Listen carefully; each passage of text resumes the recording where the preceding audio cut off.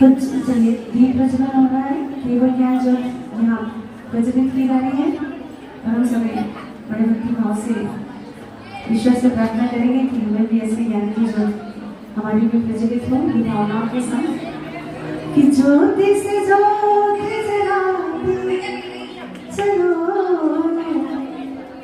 धर्म की गंगा बहाते चलो धर्म की गंगा बहाते चलो ज्योति से ज्योति जलाते चलो ज्योति से ज्योति जलाते चलो धर्म की गंगा बहाते चलो धर्म की गंगा बहाते चलो राम में आए जो दीन दुखी हो राम में आए जो दीन दुखी सबको अपना बनाते चलो धर्म की गंगा बहाते चलो धर्म की गंगा बहाते चलो।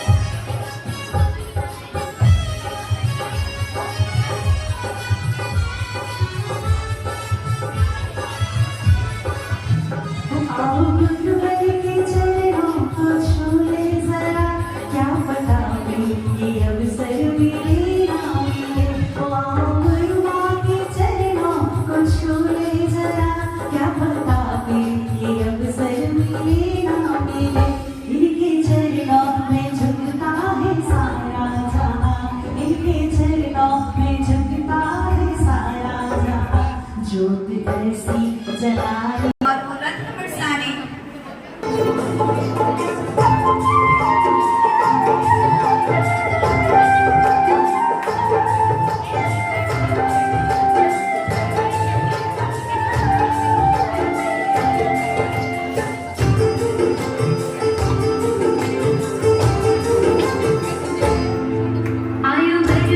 मंगल का हर्ष है नजर आयो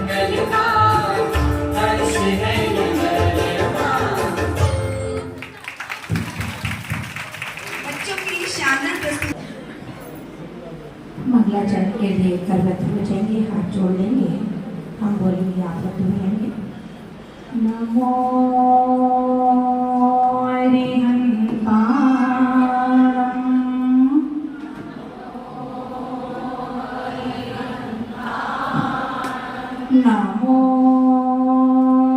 श्रीधाणं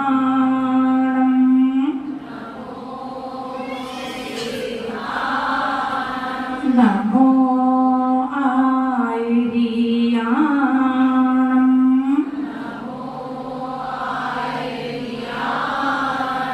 नमो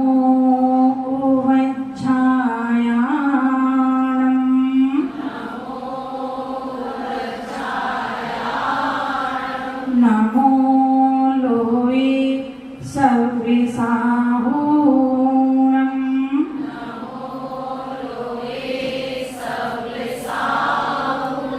बोलिए पंच परमेष्ठी भगवान की, देवादिदेव आदिनाथ भगवान की, चिंतामणि पारसनाथ भगवान की, महावीर भगवान की, गुरुराज श्री विद्याभूषण श्रीमती शालाजी महाराज की, आचार्य श्री ज्ञान सागर जी महाराज की, गणनी यारिका 105 दृष्टिभूषण माता जी की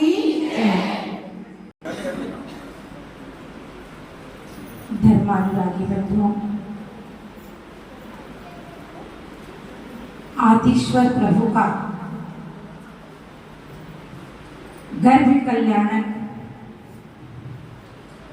जिसे हम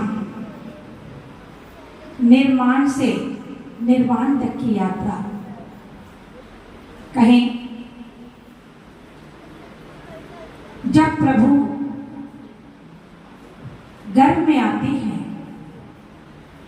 तो सभी को पता है कि आने से 6 महीने पूर्व से ही रत्नों की वृष्टि प्रारंभ हो जाती है और 15 महीने तक रत्नों की वृष्टि होती है। माता को 16 स्वप्न आते हैं। शुभ संकेत, जब मरुदेवी को स्वप्न आते हैं तो सुबह उठकर के वे नाभि राय के पास जाती है और नाभि राय के पास जाकर के कहती है, स्वामी मुझे स्वप्न आए हैं। तो नाभि राय कहती है, ये शुभ संकेत है, आपके घर में तीर्थंकर बालक आ रहे हैं। एक होते हैं शुभ संकेत और एक होते हैं अशुभ संकेत। जब पुण्यात्मा जीव गर्भ में आता है तो शुभ संकेत आते हैं और जब पापात्मा आता है तो अशुभ स्वप्न आते हैं। बात आज गर्भ कल्याणक की है, गर्भ के संस्कार की है कि जब जीव गर्भ में आता है तो उसे हम कैसे संस्कारित करें।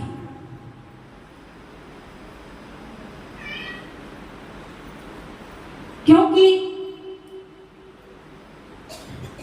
हम यदि संस्कारित नहीं होंगे, सबसे पहले हमें संस्कारित होना होगा।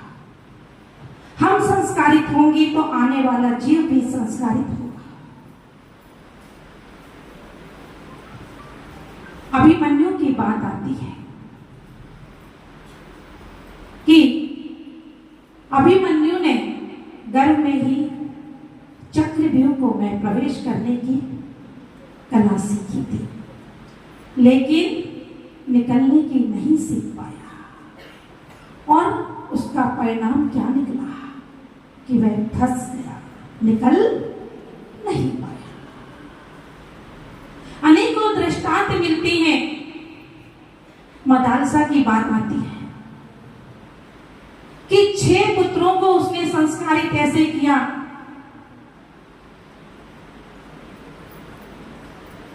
कि जो 6 पुत्र हैं गर्भ में ही संस्कारित हुए, धीरे धीरे बड़े हुए और बड़े होकर के मुनि बन गए। राजा को चिंता हो गई कि अब राज्य का क्या होगा, सारे पुत्र मुनि बन गए। फिर उन्होंने कहा अपनी श्रीमती से, तो उन्होंने जब 7वां पुत्र आया तो उन्होंने वैसे ही संस्कार प्रारंभ कर दिए और वह क्या बना, राजन बना। बात संस्कारों की है कि जब घर में बच्चा आता है तो उसे कैसे संस्कारित करें, बहनों को क्या करना होगा। आज की बहनें जैसे ही घर में बालक आता है डॉक्टर कह देते हैं बेड रेस्ट, कहते हैं कि नहीं, और बेड रेस्ट ऐसा हो जाता है कि सब जगह तो घूमते हैं लेकिन मंदिर आना छूट जाता है। हा? होता है कि नहीं होता? शायद आपके यहाँ नहीं होता होगा, नहीं तो कई जगह देखने में आता है। पूछते हैं बहन आपकी बहू मंदिर क्यों नहीं आ रही है, तो क्या कहते हैं? बेड रेस्ट, डॉक्टर ने बेड रेस्ट बताया है। 9 महीने तक बेड रेस्ट करते हैं। अरे आप लोग एक चिंतन करें, क्या अन्य जगह पर नहीं जाते, डॉक्टर के पास नहीं जाते हो, अन्य जगह घूमने नहीं जाते हो क्या? जब से बालक घर में आए उसी दिन से यदि मंदिर भी ना जाते हो तो मंदिर जाना प्रारंभ करें, स्वाध्याय करना शुरू करें, पूजन करें। उसका परिणाम क्या निकलेगा, कभी आपने चिंतन किया? एक बहन आई और एक बहन आकर के बोली माता जी गर्भ के संस्कार करवाने हैं। मैंने कहा बहन किसके करवाने हैं गर्भ के संस्कार? बोले मेरी बहन छोटी बहन है उसको गर्भ के संस्कार करवाने हैं, आप कर दोगे क्या? मैंने कहा मैं तो नहीं करती गर्भ के संस्कार। क्या आपकी बहन प्रतिदिन मंदिर आती है? बोले मंदिर तो नहीं आती प्रतिदिन। तो मैंने क्या कहा उसे कि पेट पर मात्र संस्कार करवाने मात्र से कुछ नहीं होगा, ध्यान रखना। संस्कार तो माता स्वयं करती है, संस्कारित माता को होना होगा। माता यदि प्रतिदिन मंदिर आएगी, पूजन करेगी, स्वाध्याय करेगी, सात्विक भोजन करेगी, तो उसका परिणाम क्या होगा? आने वाला बच्चा सात्विक प्रवृत्ति का होगा, धार्मिक प्रवृत्ति का होगा। और यदि माता बच्चे के गर्भ में आते ही पिक्चर जाने लगे, दिन भर मोबाइल पर लगी रहे, अन्य कार्यों में व्यस्त हो जाए, तो उसका परिणाम किटी पार्टी में जाते रहे। आजकल किटी पार्टी का ज्यादा फैशन है, आप लोग क्या है कि नहीं पता नहीं, है कि नहीं है? शायद ना हो, नहीं तो देखने में आता है किटी पार्टी चलती रहती है। अरे इसका परिणाम क्या होता है, कभी आप लोगों ने चिंतन किया? आप यदि संस्कारित रहेंगे तो आने वाला बच्चा संस्कारित रहेगा, और नहीं तो उसका परिणाम बच्चे जब गर्भ से बाहर आते हैं जन्म होता है, और जन्म होने के बाद भी माता की जिम्मेदारी हो जाती है कितने वर्ष तक पता है आप लोगों को? 8 वर्ष तक जिम्मेदारी हो जाती है कि बच्चों को कैसे बिठा ले, कैसे उठाए, कैसे सुलाए और कैसे खिलाए।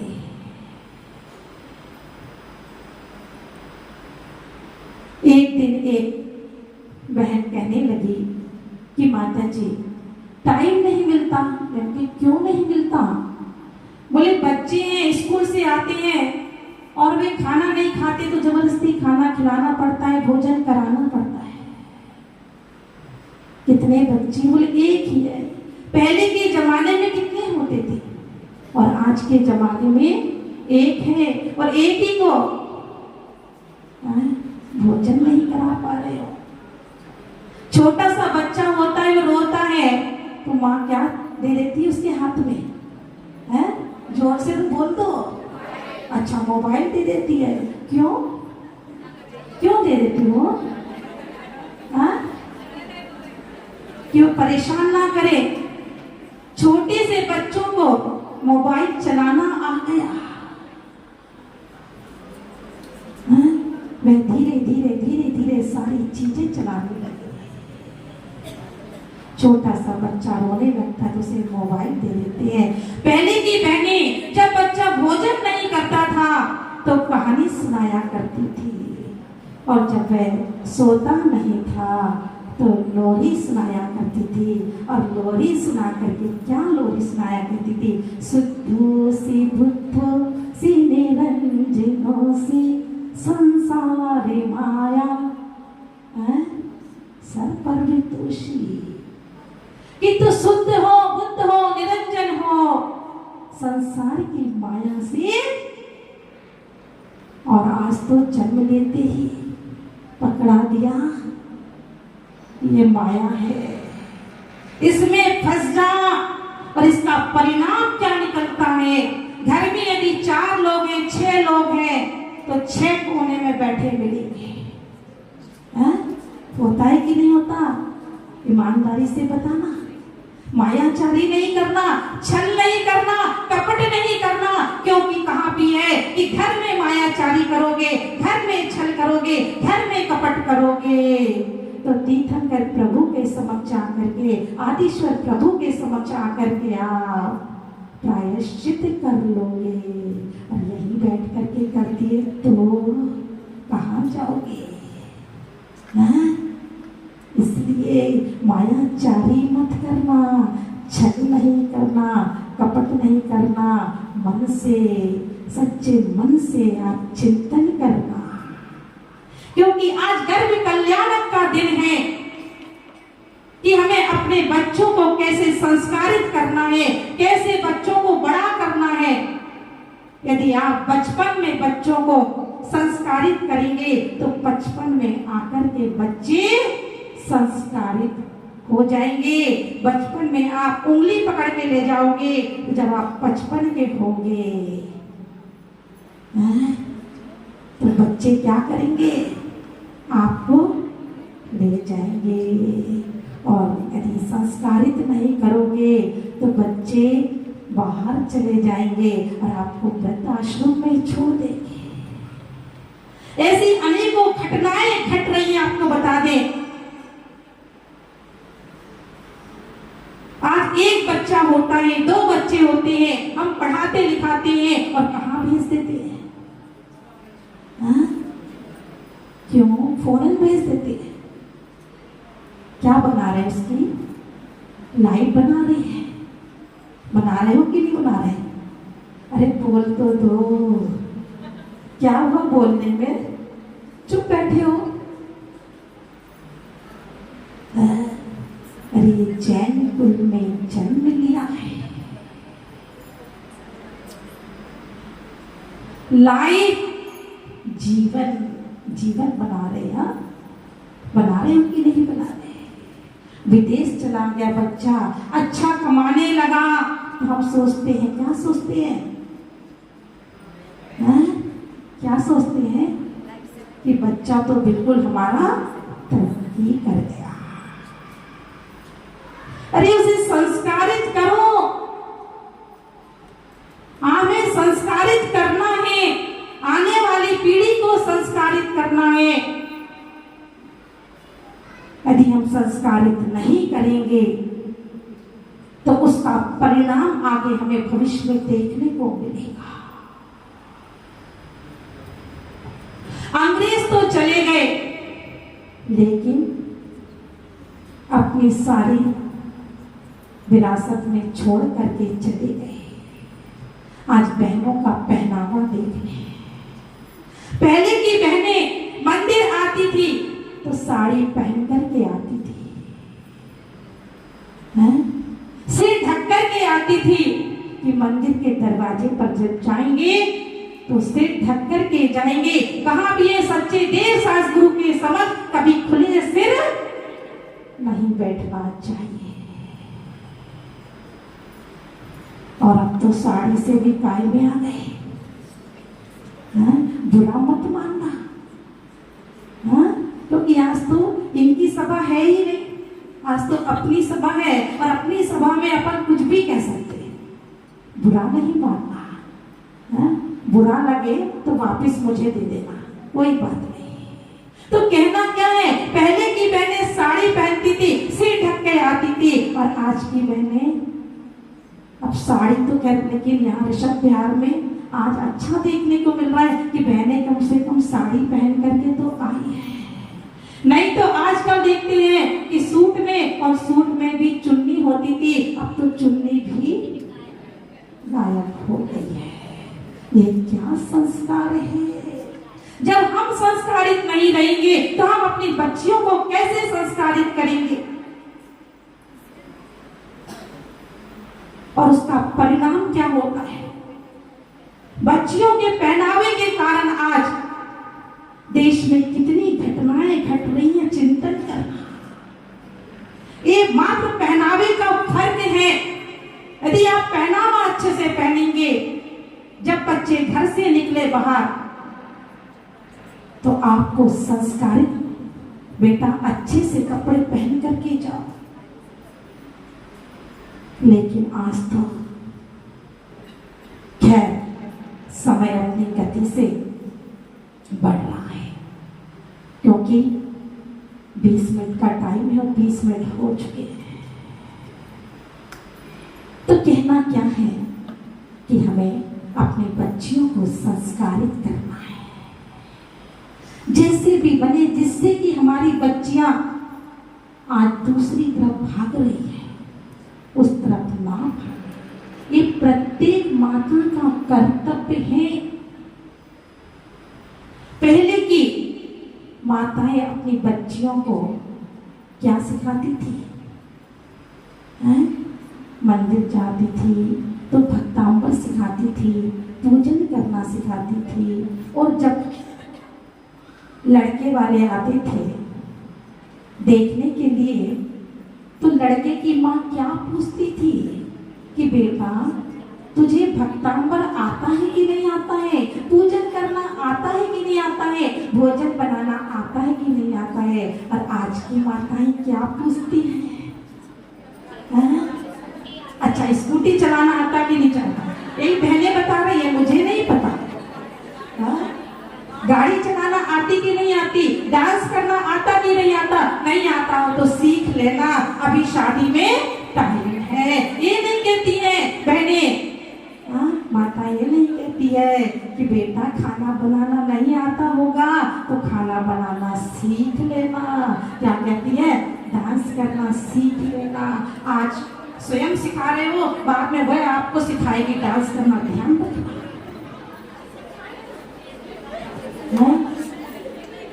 हंसने की बात नहीं है, बात समझने की है। हमें समझना है, और नहीं समझेंगे तो क्या होगा? चिंतन करना। अब पछताए होत का जब चिड़िया चुग गई खेत, और उसका परिणाम क्या निकलता है वह सब आपको पता है। बोले देवादिदेव आदिनाथ भगवान की। जबकि परम पूज्य गुरुदेव आत्मा दृष्टि भूषण माता जी की। ये गुरु ही है जो हमें इतने अच्छे संस्कार आज के इस समय में दे सकते हैं। संवेदनशील तरीके से लेना होगा। तो हमने भी एक कोशिश करी है, जो माता जी ने कहा है उसको एक नाटिका के रूप में आप सभी के सामने प्रस्तुत करने के लिए।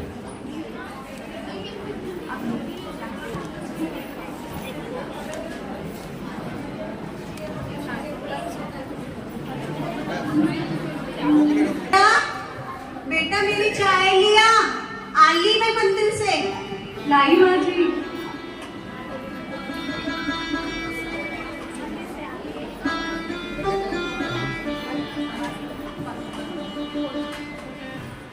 जय जिनेन्द्र माँ जी, लीजिए आपकी चाय। जय जिनेन्द्र बेटा, दूधो नाओ पूतो फलो। अरे चाय के साथ चिपस न लाई, और ये क्या मीठा लेकर आई है? क्या हुआ, कुछ खुशखबरी सुना रही है क्या? हो गया शर्माना? अब बता क्या बात है? माँ जी, आपकी मनोकामना पूरी हो गई। आप दादी बनने वाली हो। क्या कह रही बेटा? सच कह रही? अरे तूने तो इतनी बड़ी खुशखबरी सुनाई, मेरा जी खुश हो गया। जय हो आदि प्रभु की। बेटा आज मैं बहुत खुश हूँ।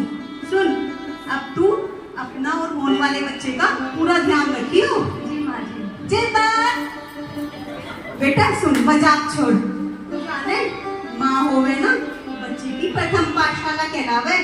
एक माई होवे जो पेट में बच्चे के आते ही उसको संस्कार दिया करे। इसको ही गर्भ संस्कार विधि भी बोला करे। तूने सुना है कभी इस बारे में? गर्भ संस्कार विधि के बारे में मैंने सुना तो है। मेरी बहुत सारी सहेलियों ने सेशंस भी लिए हैं। पर मैं सोचती थी क्या ये संभव है? एक माता स्वयं अपने बच्चे का निर्माण कर सकती है? वो कैसा दिखेगा, क्या सोचेगा, क्या करेगा? क्या ये संभव है? हाँ बहू, ये संभव है। तूने आचार्य कुंद के बारे में ना सुना?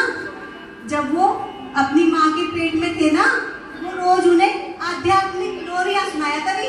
अच्छा। जिससे आगे चल के इतने बड़े आचार्य बने वो। माँ जी कभी कहते हैं जहाँ विज्ञान हार जाता है वहाँ अध्यात्म अपना काम कर जाता है। जय माँ। तू तो मेरी समझदार बहू है। बेटा मजाक छोड़। देख, मैं चाहूँ अब तू अपना और होने वाले बच्चे का पूरा ध्यान रख और थोड़ा गर्भ संस्कार विधि के बारे में सोच। हाँ माँ जी, आज से मैं प्रतिदिन मंदिर जाऊंगी, अभिषेक देखूंगी, सामायिक और प्रतिक्रमण की भी कोशिश करूंगी और माँ जी रात्रि भोजन भी छोड़ दूंगी। अरे रुक रुक, देख मुझे कहना ना चाहिए, पाप लगेगा।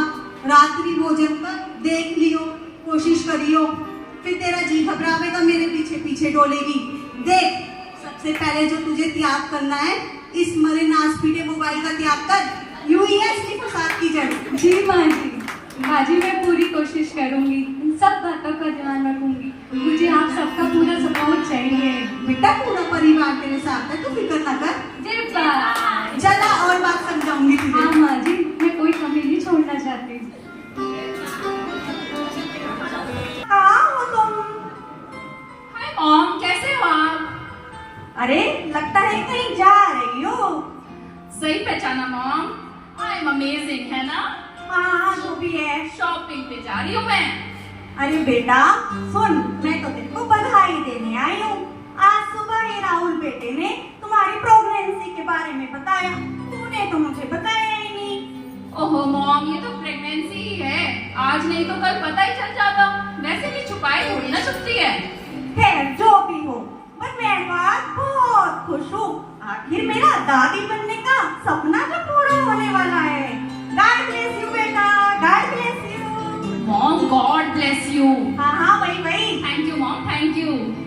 पर अब तो एक बात सुन ले मेरी, अभी अंग्रेजी की टांग वांग तोड़ना छोड़ दे और अब तो मेरे साथ रोज मंदिर चला करियो। वहाँ पर अच्छी अच्छी धार्मिक पुस्तकें पढ़ने को मिलेंगी और भोजन भी शुद्ध और सात्विक हो तो क्या कहना। मॉम पता नहीं क्या क्या सोचती रहती हैं। आपको पता है ना, मुझे इन सब चीजों में इंटरेस्ट नहीं है। और वैसे भी इन सब से मेरा क्या फायदा? अरे बहू बहुत फायदा है। इससे तेरा होने वाले बच्चा बहुत ही संस्कारी और उच्च विचारों वाला बनेगा।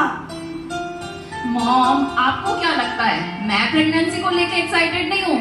मैंने भी बहुत कुछ सोच रखा है। मैंने तो अपना बेबी बम शूट प्लान किया है। क्या? कौन सा बम शूट करेगी तू?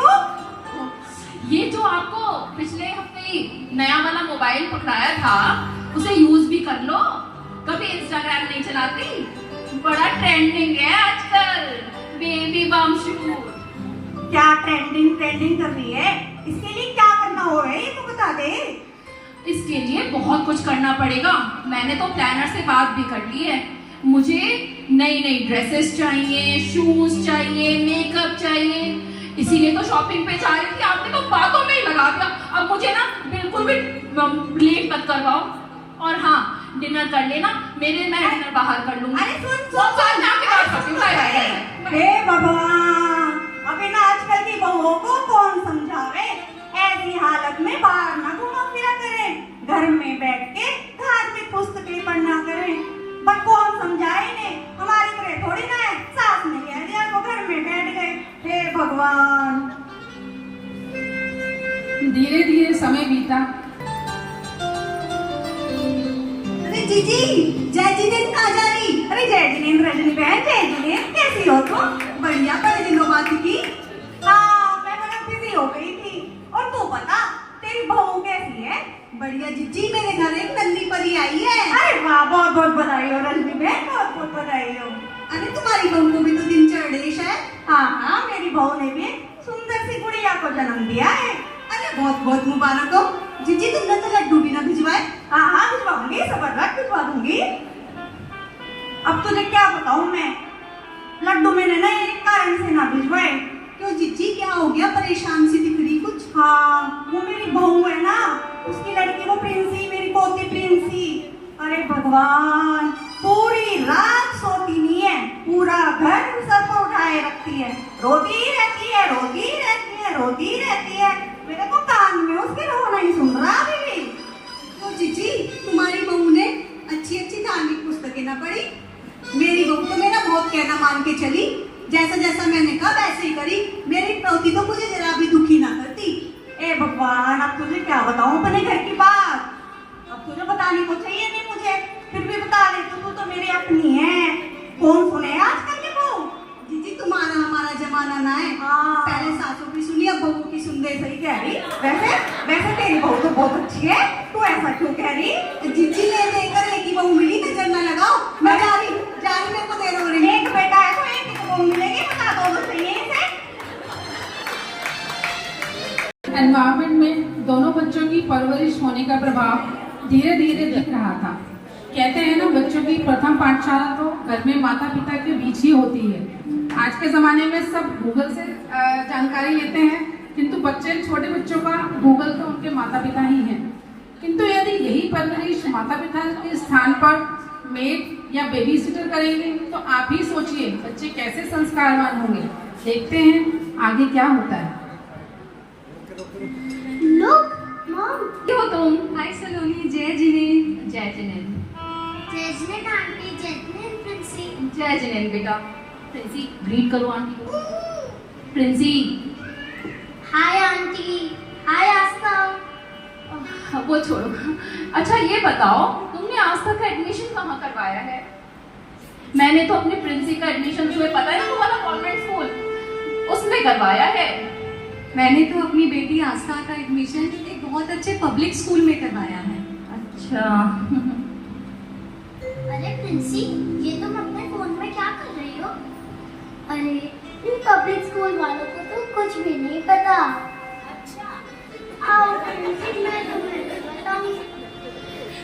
वैसे सच पूछो तो तुम बिल्कुल भी स्टाइलिश नहीं हो, पर स्नैपचैट के फिल्टर से मैं तुम्हें भी स्टाइलिश बना देती हूँ।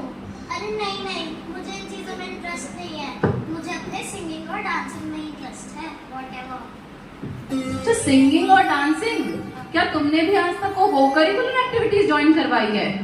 मैंने तो अपनी प्रिंसी को कोडिंग और कराटे करवाया है। यू नो, लाइफ में आगे बढ़ना है तो ये सब बहुत जरूरी है। मैंने तो अपनी बेटी आस्था का एडमिशन सिंगिंग और डांसिंग में कराया है। और हाँ, वो साथ में ऋषभ विहार में हर शनिवार को शाम को पाठशाला लगती है ना, वहाँ भी रेगुलर जाती है। क्या बात कर रही हो? पाठशाला ज्वाइन कराया है? क्या पंडित बनाने का इरादा है क्या? अरे पाठशाला में जाने से कोई पंडित थोड़े ना बन जाता है, बल्कि बच्चों में धर्म के संस्कार आते हैं। बच्चों को अपने धर्म का महत्व, उसका इतिहास, उसकी गुणवत्ता के बारे में पता चलता है। और आजकल के समय में तो ये संस्कार देने बहुत जरूरी है, तभी तो उनमें धर्म का बीजारोपण होगा। क्या प्रिया, तुम आज की लाइफ में भी इतनी ओल्ड फैशन और ऑर्थोडॉक्स बातें करती हो? Oh my God. अच्छा एक बात बताओ, समर वेकेशन तो नेक्स्ट वीक से ही है, कुछ प्लान किया तुमने? समर वेकेशन से याद आया, मुझे तुम्हें एक और इन्फॉर्मेशन देनी थी। उस समर वेकेशन में इस बार ऋषभ विहार में नैतिक शिक्षण शिविर का आयोजन किया जा रहा है, जो 11 जून से 17 जून तक सुबह 7 से 9 चलेगा। मैंने तो अपनी बेटी का आस्था का रजिस्ट्रेशन करा दिया। आप सब भी आज ही अपने बच्चों का रजिस्ट्रेशन करवा दीजिए। और सलोनी, तुम भी प्रिंसी का रजिस्ट्रेशन करा ही दो। Just a minute. शायद ये वही शिविर है जो हर साल लगता है, हर साल वही रिपीट होता है। तुम्हें नहीं लगता ये बहुत बोरिंग है? और सबसे बड़ी प्रॉब्लम पता है क्या है? समर वेकेशन में भी सुबह सुबह 6 बजे उठेगा कौन? मैं तो खुद ही नहीं उठती, बच्चों को क्या उठाऊंगी। और हाँ, वैसे भी मेरी प्रिंसी को ना ये सब बिल्कुल पसंद नहीं, और मैं तो उसे फोर्स करने वाली हूँ नहीं। समर वेकेशन के बारे में मैं तुम्हें बताऊं, मैंने बहुत अच्छा प्लान किया है। वो है ना ट्रिप एडवाइजर, उससे मैंने सिंगापुर का 15 डेज का प्लान लिया है। तुम्हें पता है ना, अब्रॉड ना जाऊं तो मेरी वेकेशंस पूरी होती ही नहीं है। और उसके बाद 15 डेज मॉम के घर जाना है, और उसके बाद 15 डेज मेरी प्रिंसी का समर कैंप भी तो है। एक बार फिर सोच लो सलोनी, बच्चों के लिए ये संस्कार बहुत जरूरी हैं। बच्चों को ये संस्कार देने बहुत ज्यादा जरूरी है। बच्चों में ये शिविर से होगा क्या? इस शिविर में धार्मिक, न सिर्फ धार्मिक बल्कि नैतिक संस्कार भी दिए जाते हैं। और रही बात इंटरेस्ट की, तो वो हम पेरेंट्स की ही ड्यूटी है, हम बच्चों में इंटरेस्ट डेवलप कराएं। बच्चों का क्या है, वो तो कच्ची मिट्टी है, जैसे ढालोगे वैसे ढल जाएंगे। ये बच्चे ही तो देश का आगे भविष्य हैं। ये सभ्य बनेंगे तभी तो हमारा देश सभ्य और उन्नत देश बनेगा। हाँ, बहुत अच्छी बातें हैं तुम्हारी, बट डोंट माइंड, मुझे लेट हो रहा है। ओके बाय, फिर मिलते हैं। जय जी। अपने अपने तरीके से अपनी बेटियों को ब्रॉटअप कर रहे हैं। समय तो अपनी गति से ही चलता है। आज के समय में मोस्टली पेरेंट्स वर्किंग हैं, उनके पास वक्त ही नहीं है फैमिली के साथ टाइम स्पेंड करने का। बच्चे जो भी सीख रहे हैं वो बाहर की दुनिया से सीख रहे हैं, और आज के समय में बाहर की दुनिया में अच्छा सीखने लायक बहुत कम होता जा रहा है। ऐसा ही कुछ प्रिंसी के साथ भी हो रहा है। आस्था को अपने माता पिता के द्वारा दी गई बैलेंस लाइफ और टीचिंग के कारण मॉडर्न एनवायरनमेंट की चकाचौंध भटका ना सकी। तो चलो देखते हैं, जब भी बच्चे बाहर की दुनिया में कदम रखते हैं तो क्या होता है। आस्था को अपनी काबिलियत व इंटेलिजेंस के रहते टॉप के प्राइवेट कॉलेज में एडमिशन पा लेती है। दूसरी तरफ प्रिंसी एज यूजुअल अपने पापा की जान पहचान व पैसे की ताकत से एडमिशन पा लेती है। देखते हैं इन बच्चों को कॉलेज में। हाय गाइस, तो कैसी चल रही है तुम्हारी कॉलेज की अपनी लाइफ, फन और फ्रीडम? या I am really enjoyed a lot, it is full of fun.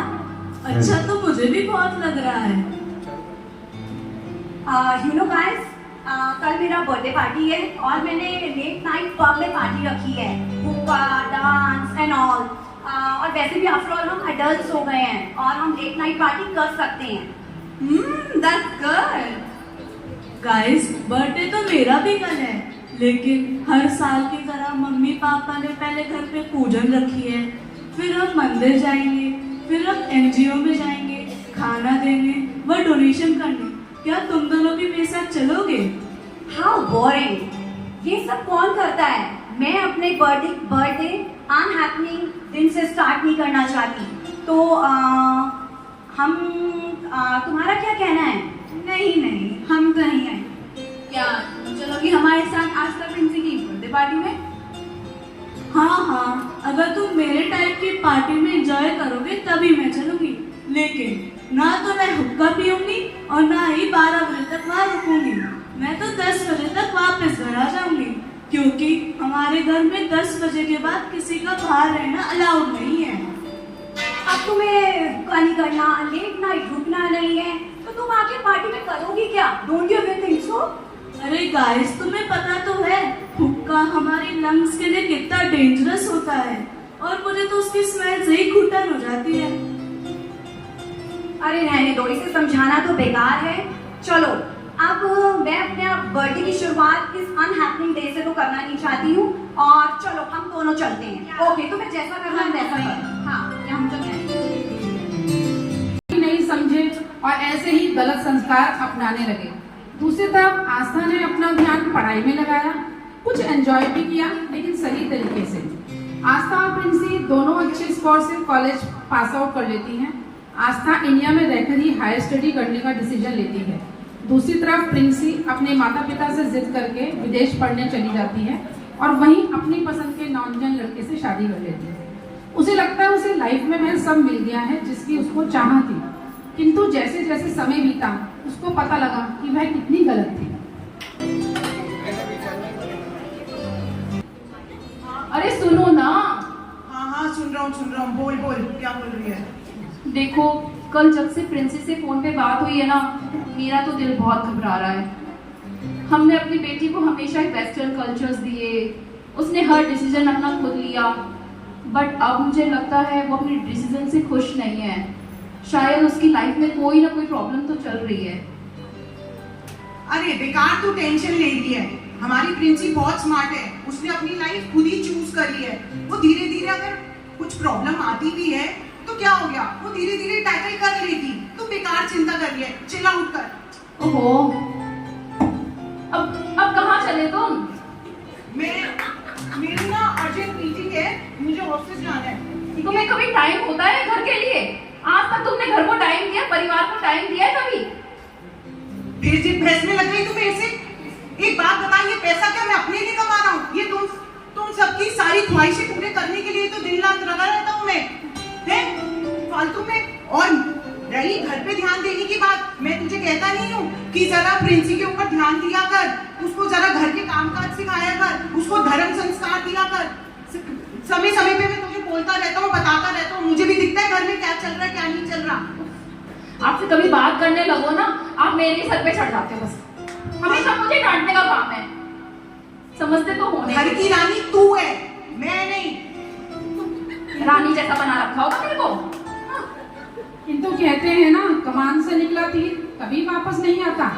ऐसा ही प्रिंसी के साथ हुआ।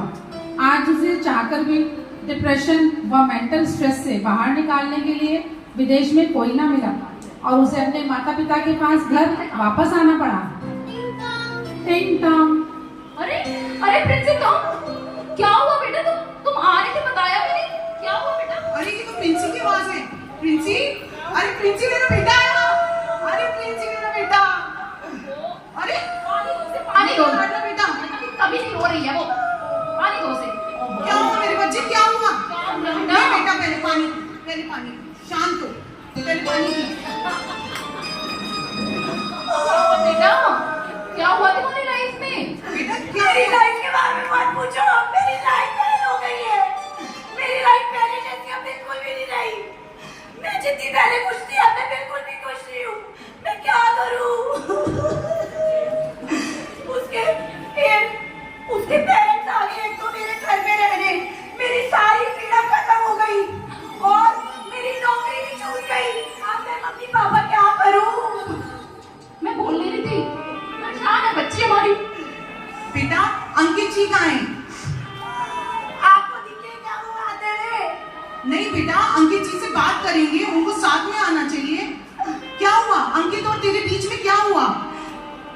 पहले तो सिर्फ वो मुझसे नॉनवेज घर पे लाके मंगवा के खाता था, लेकिन अब वो मुझसे नॉनवेज बनाने को कहता है। मैं क्या करूं? मैं नॉनवेज नहीं बना सकती। नहीं बेटा नहीं, नॉनवेज के तो हम सब खिलाफ है, ऐसे थोड़ी चलेगा, हर बात थोड़ी मानेंगे उनकी। नहीं बेटा नहीं। आप बताओ मम्मी पापा मैं क्या करूं? बेटा मैं तुझे कहती नहीं थी कि दूसरी जाति में शादी मत कर, बहुत प्रॉब्लम्स फेस करनी पड़ती है। सही कह रहे हो पापा। वो क्या जाने हमारे धर्म के बारे में, हमारे संस्कारों के बारे में, हमारी फीलिंग्स के बारे में। आप मुझे डिवोर्स चाहिए। और नहीं तो क्या, ऐसे मैं रोते को नहीं देखूंगी अपने बच्चे को। कितनी परेशान हो गई है वो। डिवोर्स दिला दो, डिवोर्स दिला के छुट्टी करो। तू चुप हो। डिवोर्स किसी चीज का सलूशन होता है क्या? मैरिड लाइफ में दोनों पार्टनर को कॉम्प्रोमाइज करना पड़ता है, तभी गाड़ी चलती है। मैं क्यों करूं कॉम्प्रोमाइज, जब आप दोनों ने मुझे बचपन से कॉम्प्रोमाइज करना सिखाया ही नहीं। तो मुझे आप दोनों ने बचपन से जो चीज मैंने चाहिए आपने सब ला के रख दी। अब मैं क्या करूं? मैं कॉम्प्रोमाइज नहीं करूंगी, वो करेगा। हाँ, अब मुझे रियलाइज हो रहा है ये सारी गलती मेरी है, ये सारी गलती हमारी है। हमने कभी अपने बेटी को कॉम्प्रोमाइज करना नहीं सिखाया, बस पैम्पर करते रहे। कभी हमने उसे सही बात पे डांटा नहीं, हम बस उसकी हाँ में हाँ मिलाते गए। ये सब हमारी गलती है। आज मुझे ये दिन देखना पड़ रहा है, अपनी स्कूल से नाजुक सी पाली बेटी को मुझे उसकी आंखों में आंसू देखने पड़ रहे हैं। बेटा मैं तो तुम्हारा बेस्ट ही चाहती थी, मुझे क्या पता था संस्कारों से दूर रखकर मैं तुम्हें इतनी प्रॉब्लम में डाल रही हूँ। देख लिया, हो गई तेरी किट्टी पार्टियां। इसीलिए इस स्टोरी से जो तात्पर्य निकल, बहुत सुंदर नाटिका। यहाँ की जो बहनें हैं उन्होंने बहुत सुंदर नाटिका प्रस्तुत की।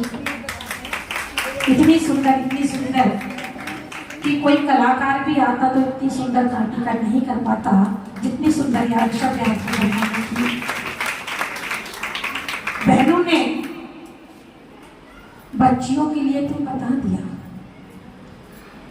लेकिन बच्चों के लिए बहनें शायद भूल गई हैं। बेटियों को संस्कारित करने की बात तो यहाँ पर बता दी गई, लेकिन बेटों को संस्कारित करने की बात से अधूरी रह गई। यह नाटिका थोड़ी सी अधूरी रह गई। इसमें बेटों को भी संस्कारित करने की बात बतानी चाहिए थी कि बेटों को हम कैसे संस्कारित करें। अभी एक बहन ने कहा भी कि इतना प्यार करते हैं, इतना लाड़ करते हैं, इतना दुलार करते हैं कि इसमें हम भूल जाते हैं और भूल करके भूल जाते हैं कि हमारा बेटा बड़ा हो रहा है, बड़ा हो रहा है, बड़ा हो रहा है। यही हम देखें, जिस प्रकार से हम बेटियों को संस्कारित करते हैं उसी प्रकार से हमें बेटों को भी संस्कारित करना है।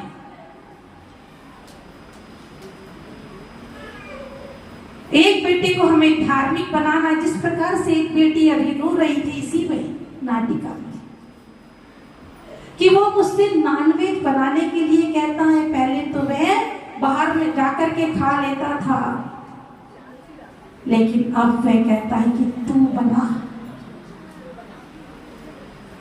क्यों? क्योंकि हमने संस्कारित नहीं किए। उसका परिणाम क्या हुआ कि बेटी दूसरी जाति में चली गई। और दूसरी जाति की तो छोड़ दो, आज हमारे बच्चे भी उस कल्चर में जाने लगे। बचपन में जब ठंड लगती है, बच्चे को, छोटा सा बच्चा होता है, तो माँ क्या कहती है, क्या पिला दो? हैं? अच्छा कहीं से आवाज आ रही, ब्रांडी पिला दो। जब ठंड लगती है तो ब्रांडी पिला देते हैं। और एक दिन तो बिल्कुल सत्य घटना है, एक माँ अपने बच्चे से फोन पे कहती है, बेटा ज्यादा ठंड पड़ रही है, वो गोल गोल है ना, मैं नाम नहीं बोलूंगी, व्हाइट वाला होता है जो, बेटा उसे खा लेना, मंगवा करके खा लेना। कौन कह रहा है शाकाहारी भी आने लगा है?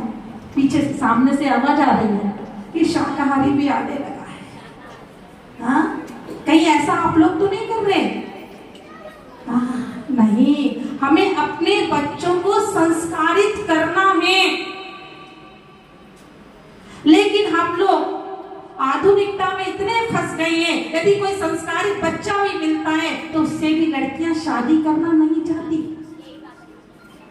एक सत्य घटना है, आपको बता दूं, बड़े गांव में एक परिवार आया, और परिवार आने के बाद, मैं जगह का नाम नहीं बताऊंगी, एक परिवार आया और परिवार आने के बाद मैंने पूछा, इतने टाइम कैसे आ रहे हो? बोले लड़की की बात करने आए थे, रिश्ते की। मैंने कहा क्या बात है, शादी पक्की हो गई? बोले शादी तो हो गई थी, तो क्या बात हुई? शादी हो गई थी लेकिन तोड़ने के लिए आए। कब हुई थी शादी? बोले 3 महीने पहले। 3 महीने पहले शादी हुई थी और अब रिश्ता। उनकी क्या बात है, कहाँ पर शादी हुई थी? बोले फलानी जगह हुई थी। मैंने कहा उस परिवार को तो मैं अच्छे से जानती हूँ, वे बच्चा तो बहुत संस्कारित है, माँ में कोई खराबी है क्या?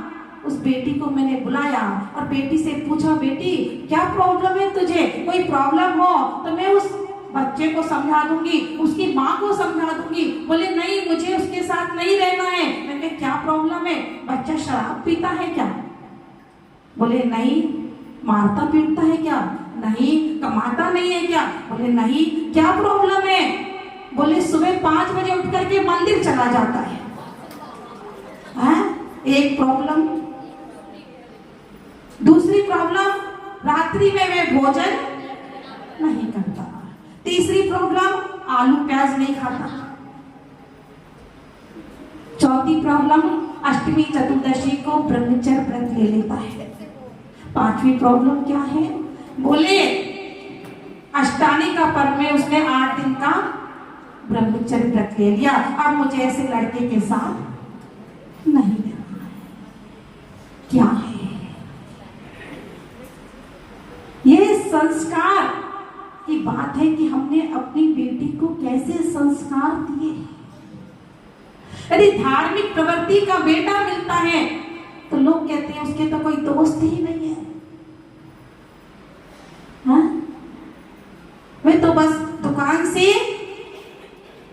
घर आता है और घर से दुकान चला जाता है, वह भी पसंद नहीं आता। और यदि कोई आधुनिक लड़का मिल जाए, कैसा लड़का चाहिए भाई?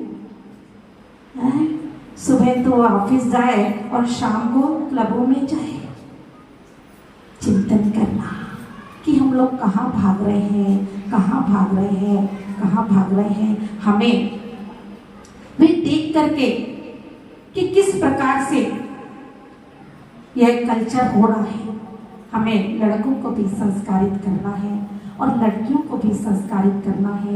माताओं को सोचना है कि धार्मिक प्रवृत्ति का यदि परिवार मिलता है उसमें अपनी लड़कियों को दें और लड़कियों को भी संस्कारित करें कि शुरू में मंदिर जाएं और बच्चों को भी संस्कारित करें, लड़कों को भी संस्कारित करें कि बेटा आज छुट्टी है, छुट्टी के दिन आप जाकर के, आज संडे रविवार का दिन है, रविवार के दिन जाकर के कम से कम अभिषेक करो। अभिषेक करेगा बच्चा। और यहाँ पर शनिवार को क्लास भी लगती है। छोटे छोटे बच्चों के अंदर आप यदि उन्हें पाठशाला भेजेंगे तो वे बच्चे संस्कारित होंगे, उनके अंदर संस्कार आएंगे कि कैसे बैठना चाहिए, कैसे उठना चाहिए, प्रातः उठ करके सबसे पहले क्या करना चाहिए, किस प्रकार से अपने बड़ों का सम्मान करना चाहिए। तो आप लोगों का यही कर्तव्य है। और कम से कम आज आप लोग गर्भ कल्याण मना रहे हैं, इतना छोटा सा नियम ले लेना कि आप लोग मंदिर जी में आओ, ऊपर के गर्भगृह में जाओ तो सिर ढक करके ही गर्भगृह में जाना। आप लोग बस एक छोटा सा, जितनी बहनें हैं आप लोगों से आप लोग नियम लेने का प्रयास करना। मैं जबरदस्ती नहीं बांध रही आप लोगों को, नहीं तो आप लोग सोचेंगे जबरदस्ती बांध रहे, लेकिन आप लोग प्रयास करना। यदि सूट पहन करके भी आते हो तो चुन्नी से, मात्र गर्भगृह में चुन्नी से सिर ढक लेना और बाहर जाकर के आप चाहे खोल लेना, लेकिन देव शास्त्र गुरु का विनय करने के संस्कार हमारे अंदर आएंगे तो आपकी आने वाले बहुएं, आपकी आने वाली पीढ़ी भी संस्कारित होंगी। बोलिए देवादिनाथ भगवान की